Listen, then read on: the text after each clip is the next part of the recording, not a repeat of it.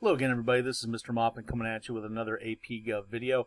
This is our third video focusing in on topic 1.1, Ideals of Democracy. Now, previously we were talking about the impact of Enlightenment philosophers such as Hobbes, Locke, and then eventually Rousseau and Montesquieu in terms of the idea of why government exists, what its function is supposed to be, and we basically talk about how government comes from the people. It exists because we voluntarily give up certain rights that we don't want, like the right to steal, in exchange for the government protecting the rights that we do want, like the right to have our property protected.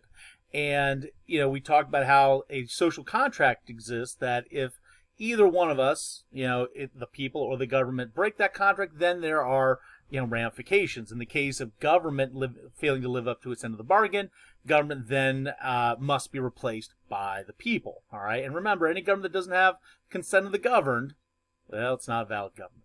So with that being said, so far what we've really done is talk about philosophy. It's just philosophy. These are just ideas that are just kind of in the air. And if these were just simply ideas, well, we wouldn't be going very far with it. But these ideas today are going to start to become applied to this thing called eventually the United States of America.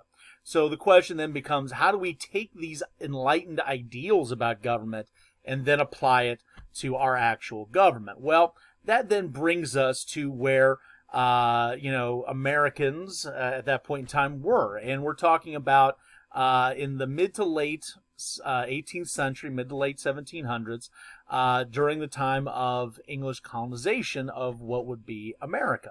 Now, following the French and Indian War of the 1750s primarily, we're going to see, of course, Parliament in England struggling financially, and Parliament is going to start to make some decisions to try to raise revenue that the American colonists are going to be viewing as a violation of our rights.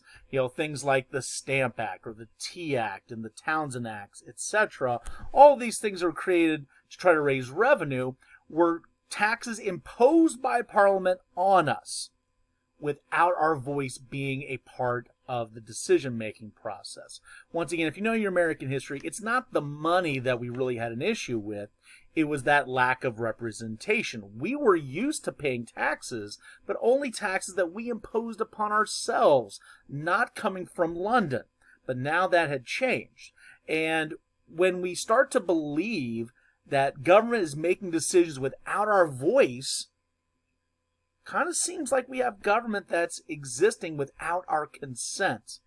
And of course, that is violating what are now becoming much more popular notions of government, at least amongst colonial leaders during this time period. So if you've got people like Jefferson and Washington and Adams and Franklin and others that are starting to, that are, scholars regarding, these philosophies, and the idea being is that, well, if government's supposed to protect our rights and government's supposed to come from the people, then how does Parliament have the right to tax us if it doesn't listen to what we say, to what we want? It doesn't have validity anymore.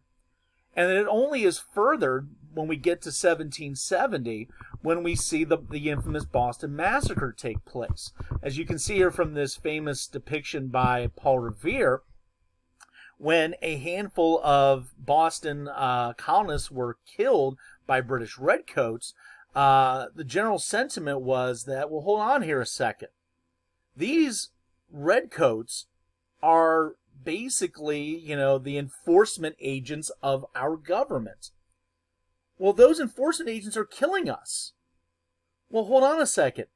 Agents of the government are killing us?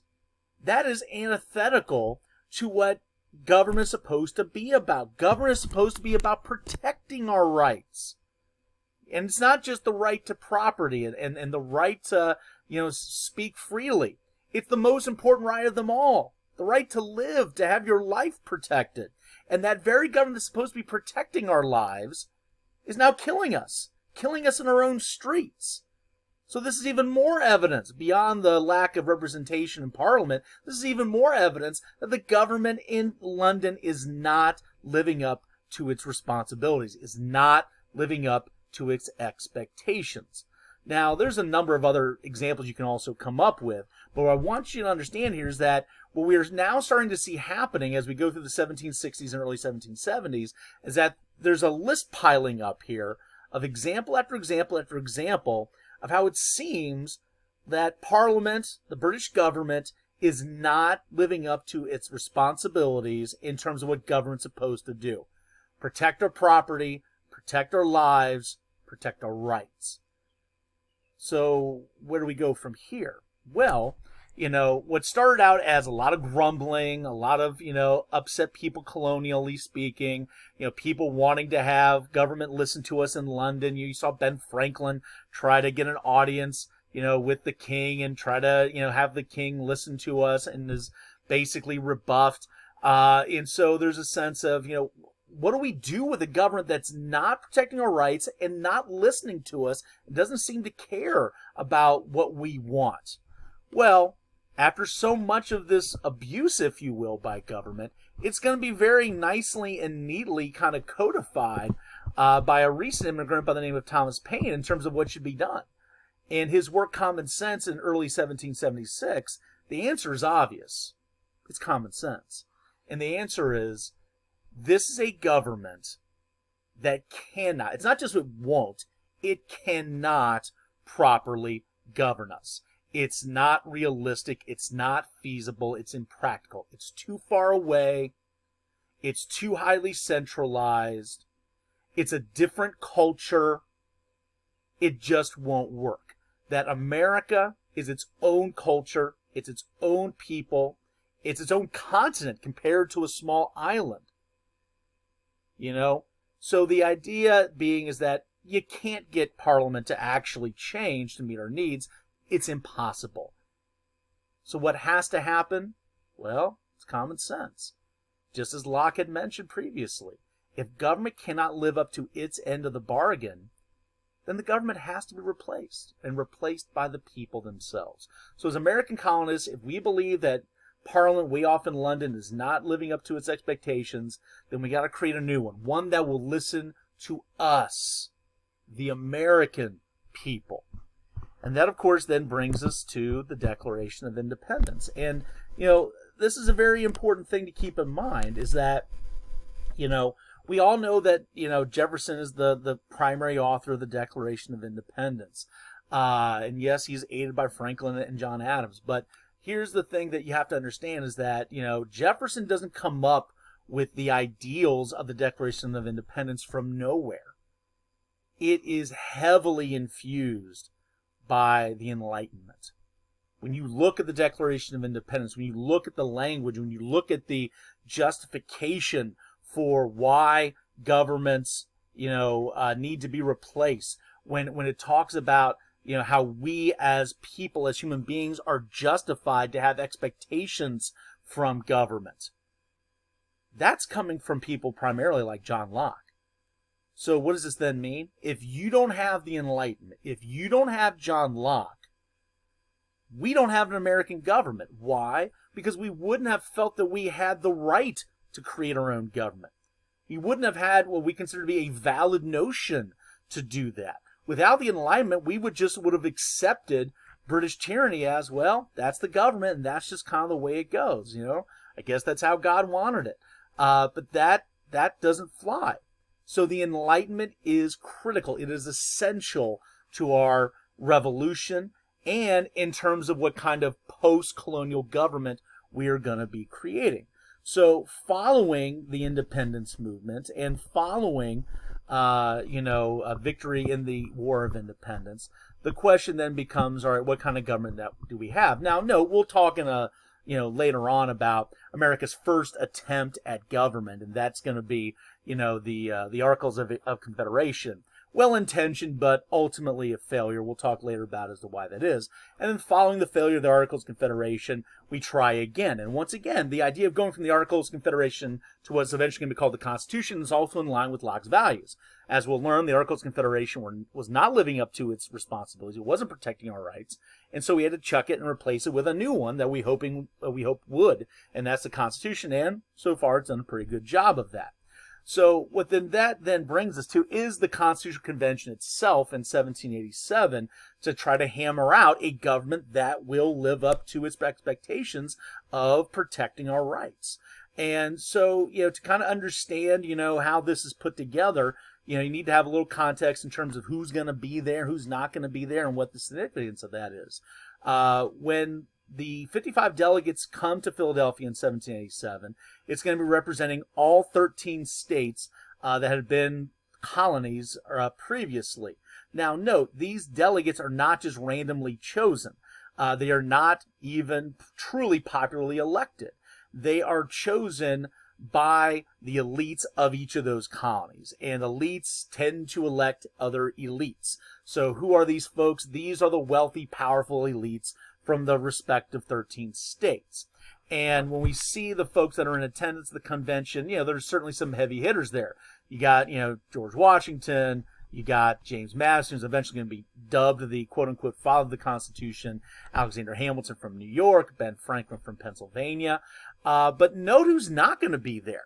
And a lot of times people forget about this. John Adams, Thomas Jefferson, critical leaders of the Revolution, politically speaking, and eventually future presidents, will not be there. They were both doing diplomatic work in Europe at the time. And also note some other folks that were in the U.S., but were intentionally not invited.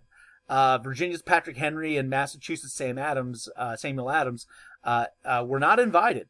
And the reason being is that they were considered radicals amongst the founding fathers. You consider to be ultra liberals.